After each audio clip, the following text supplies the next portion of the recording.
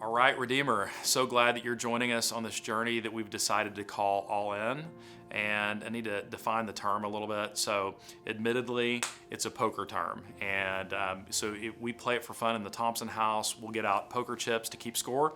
And a lot of times we make a scene, dress up, sunglasses, hoodies, visors, chains, no telling. And that's part of the fun.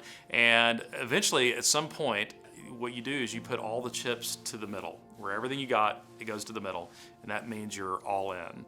So over the next 5 weeks, kind of using that analogy, I want to encourage you to wrestle with this question of what would it look like if we were all in for Jesus? What does it look like to be so gripped by Jesus' grace in our lives that it takes us to places of deeper trust and surrender to the Lord? So this past Sunday, we looked at the first chapter of Philippians, and this chapter is not really a passage on generosity like narrowly, specifically, but it's a discipleship passage, and in it, Paul's is talking about this very beautiful reality that you haven't arrived in your relationship with God, that none of us have. No matter how long you've been walking with Jesus, that He's just not done with you yet.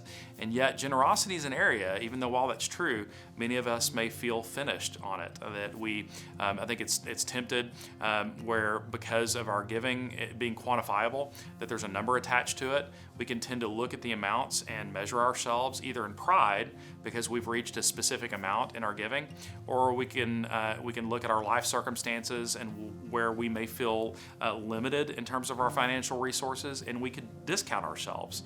Neither of those things are very helpful. So here's the question that we do want to ask is, if this is the real question it comes to, if He who began a good work in you will bring it to completion at the day of Jesus Christ, do you feel like that you have arrived in your walk with Christ?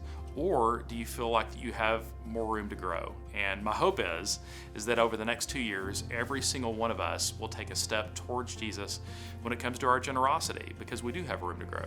I want to invite you to go on this journey with us, to humbly admit that you haven't arrived, and to trust in God's promises that He is the one who began a good work in you, and He will be the one who will complete it.